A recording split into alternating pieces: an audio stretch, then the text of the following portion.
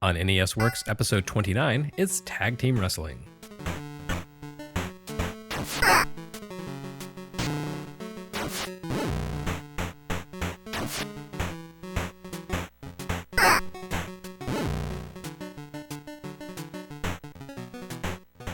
Recently on Game Boy Works, we looked back at Game Boy's first pro wrestling game, Human Entertainment's HAL Wrestling.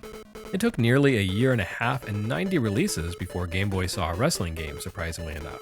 Woe betide the unwitting early NES adopter though, because the system's 29th release brings the wrestling count to 2, and the second one might actually be worse than the first. Data East's Tag Team Wrestling, not to be mistaken for Muscle Tag Team Match, is a bizarre and awkward creation that offers very little to players. I will say that despite the main difference in this game's title from Muscle Tag Team Match is the absence of muscle, the same definitely does not hold true for the game itself. These two takes on the sport could not be less alike. About all they have in common is their subject and the fact that neither are fun to play. It should be said that some people hold that both Muscle and Data East's Tag Team Wrestling should only be played in two-player mode, that playing single-player is missing the point. I disagree. Their mental math works around the idea of division. A bad game divided by two people has to split its wretchedness in two, so it's only half as bad when shared. I'm more of a multiplication kind of guy though. A bad game times two people equals double badness. And there's enough misery in this world without my needing to add to it. You will of course notice that Tag Team Wrestling brings the NES third-party count to 2 publishers. And you would think in theory that the addition of an arcade powerhouse like Data East to the ranks of Nintendo's business partners would be a windfall for the company. The unhappy truth is that Data East's first few productions for NES and Famicom were no great shakes. The publisher would get its act together a bit in 1987, but their 1986 international roster is the stuff of dismissive ROM set trawl write-ups and internet memes. In fact, that's the one enduring element of this game's legacy. It pits the player against a single enemy. That enemy is called the Strong Bads, whose name's garbled linguistic quality would become immortalized as a main character on pioneering internet cartoon, Homestar Runner. You certainly won't remember Tag Team Wrestling for its gameplay, unless you simply want to remark on how friggin' weird it is. But perhaps it's worth pausing here for a moment to take note of the fact that this is a Data East game only in name, and even then, only in the US. In Japan, Tag Team Wrestling was published by Namco, who wouldn't become an NES publishing partner in the US until the very end of the system's life. Data East picked up the game here because they had also distributed the arcade version a few years prior. The development work on this NES port was handled by a studio called SAS Sakata. You may recall SAS Sakata from Game Boy Works. This was the company responsible for the weird but wonderful action puzzler Psy-Raid. Psy-Raid marked a sort of transitional moment for SAS Sakata, as it turns out. From that point on, they would basically work as the in-house development partner for Epic, the Japanese company with an O, Epic, not the American company with an I, Epic, and a popular 3D engine. Up until Psy-Raid, however, SAS Sakata served at the pleasure of Data East. We'll see several more SAS Sakata Data East joints over the next few years of NES Works.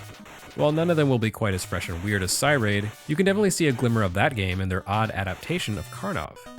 As for Tag Team Wrestling, though, its true origin actually lies with a different company altogether. Its original arcade makers were Technos Japan and a company called Nihon Busan. There seems to be some agreement as to their specific roles in its design, but both appear to have played a part in its creation. Nihon Busan will see later on in NES's life with the likes of B and C tier works such as Saycross and MAGMAX, whereas Technos will have a much more impressive collection of works to explore. Technos, of course, will be responsible for the likes of Double Dragon and River City Ransom, and it is by no means a stretch to try and connect the dots between this game and those. Both Double Dragon on NES and River City Ransom rather unconventionally took the concept of brawling and attempted to incorporate RPG elements into them. While those creative choices were undoubtedly inspired by the Dragon Quest mania that swept Japan around 1987, which this game significantly predates, you can see some vague inkling of that concept lurking in the muddled depths of this creation. So let's talk about how Tag Team Wrestling works, because it's strange and nothing at all like anything a sensible person would envision when they hear the term arcade wrestling game. About the only thing that works as expected is the tag function. As in Muscle, you can swap to your partner by running to his corner and hitting the action button. Otherwise though, the process of playing feels pretty odd. You have only the one action button, which you use to punch your opponent. These aren't simple blows though. If you manage to connect, you're suddenly given a pop-up menu prompt. It's here that tag team wrestling gets innovative, and also where it crashes like the proverbial Led Zeppelin. Once you manage to get initiative on your opponent with your attack, the menu allows you to select what kind of attack you'll unleash. Rather than performing different maneuvers with various button combinations, you instead use the menu to select your skill. It's not a bad idea, I could see it working. Here, however, it does not work. The big problem here is that the collision detection and sprite interaction in tag team wrestling are basically what you would call terrible. It's extremely difficult to land a blow first and gain initiative over the other player, which encourages you to mash the A button to attack. The problem is that if you do land the attack before your opponent, the menu pops up, and the A button also serves as the menu confirmation button. You toggle through the menu with B and select an action with A.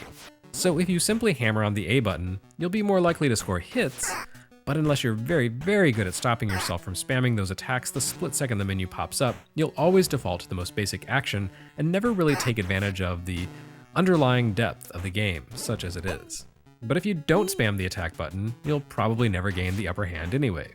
To make matters worse, the pop-up menu has an extremely strict timer on it of 3 seconds. You have more than half a dozen moves available, so you need to be able to cycle through them with the B button and make your selection within that time. The menu is extremely unresponsive though, so getting to the more advanced moves is almost physically impossible. The CPU, of course, has no problem with perfectly initiating attacks at the first available animation frame, or in pulling off any move it wants.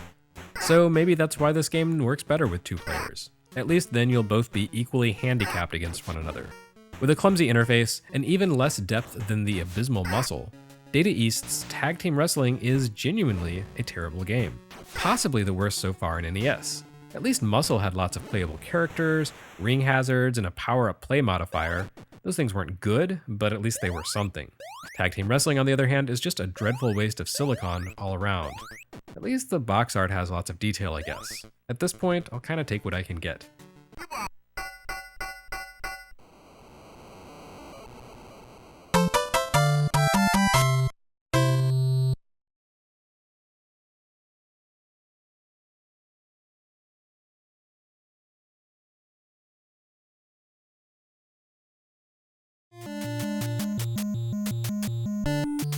Next time on NES Works, thankfully, a small glimmer of hope amidst the third-party darkness, and from the least likely source imaginable.